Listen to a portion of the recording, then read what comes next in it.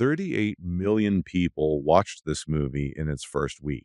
It is Netflix's biggest animated opening ever. And almost nobody noticed the trick. Because, see, Swapped does something honestly, I haven't seen a family film pull off in years. It moves so fast, layering so many factions and body swaps and magical rules on top of each other that your brain just accepts it. You take every plot beat at face value. You laugh at Tracy Morgan's fish. You feel the flight scene in your chest. And you walk away thinking, yeah, that was solid. Then you rewatch it. So here's what Swapped actually is. Nathan Greno, the guy who co-directed Tangled, spent 7 years making this thing. 7. It started as, actually, it was a completely different movie about superpowered teenagers called Powerless. It got gutted, rebuilt from scratch with John Lasseter's blessing, and came out the other side as this body swap film about plant-animal hybrids who can't speak each other's languages. And on a craft level, like on a pure what does this look like level, it is really impressive. Skydance put serious work into this pipeline.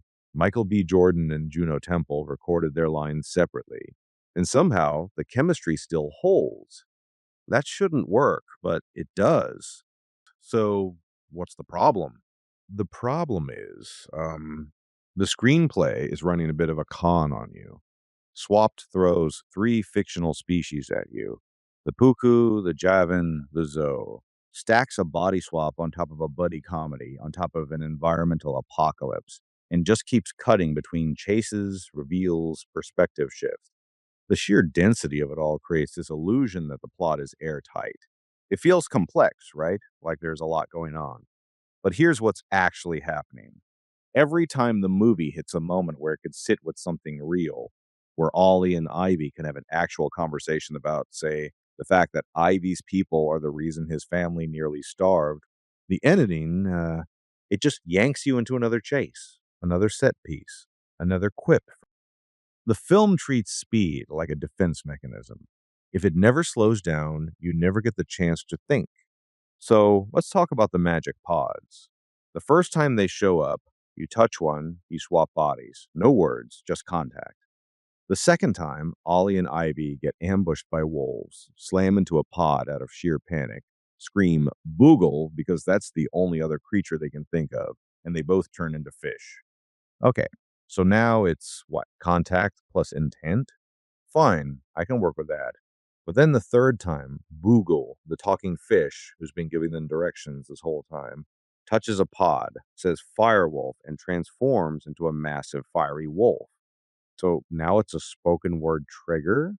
And then in the climax, the firewolf gets trapped without anyone invoking any spoken rule at all. Yeah, I know. It's all nitpicks. But anyway, the strongest reading, and look, I had to go back twice to piece this together, is that you need to have the target species in mind when you touch the pod. Sometimes you say it out loud, sometimes you don't. But the movie never actually tells you this. It just hopes you won't ask. And honestly, on a first watch, you won't. That's the trick. The screenplay is written at exactly the right speed to outrun your questions. But the magic pods aren't even the biggest cheat. The Zo are. These giant, ancient tree creatures are established early on as the valley's mythic protectors. The grandma literally tells you about them in the opening narration. They've been standing there this whole time. And they do nothing, absolutely nothing, until Ollie walks up to one and goes, "Hey, can you help me?" And then suddenly they can hand out magic pods. And their roots can form cages, and they can pull off this off-screen river rescue after Ollie and the firewolf fall in together. All of these capabilities, completely hidden from you for the entire film, planted nowhere, harvested everywhere. That's not storytelling. That is a fire escape. But look, broken magic systems, I can forgive. Convenient tree gods, sure, it's a kid's movie. What I can't get past is this. The entire war between the Puku and the Javan, the whole reason these species hate each other, it's food. The Javan are starving. The Puku retreated underground to protect their crops. That's the emotional backbone of the movie. That is what makes the prejudice feel like more than just, a basic cartoon lesson. It's material, it's physiological. These creatures are actually dying. And the movie resolves it with a speech. One speech. All he says, we're stronger together. Everybody stops fighting. And the final montage shows the valley in bloom like nothing ever happened. The starvation, the actual engine of every conflict in this film, it just vanishes. Nobody trades crops. Nobody builds an irrigation system. Nobody acknowledges that empathy doesn't fill stomachs. The movie spent 90 minutes telling you these creatures are afraid because they are hungry.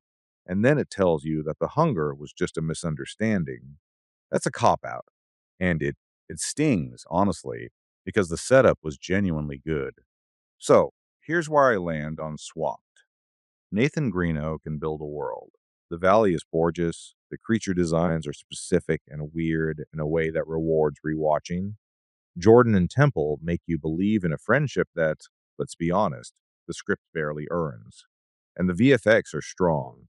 And I'm not grading on a curve for Skydance here. I mean, they are legitimately strong. That underwater cave, the flight through the canyon, those sequences compete with pretty much anything Pixar put out this year. But the screenplay is a shell game. It moves too fast on purpose. It buries its plot holes under spectacle and pacing. The Dio arrive when the script runs out of ideas. The food crisis gets solved by vibes.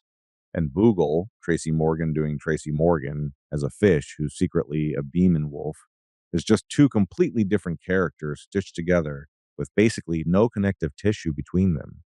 Swapped is the kind of movie that tricks you into thinking you watch something complete. The animation is premium. The themes are real, but the writing is sprinting, so you don't notice it's bleeding. 38 million people didn't notice. I didn't notice. Not on my first watch, anyway. But that is what makes it frustrating. There's a version of this movie with this cast and this world and these visuals that could have been something people remembered 10 years from now. Instead, it's a really pretty story that just can't survive being thought about. If you've seen Swapped, tell me in the comments. Did you catch any of this on the first watch? Or did the speed get you too?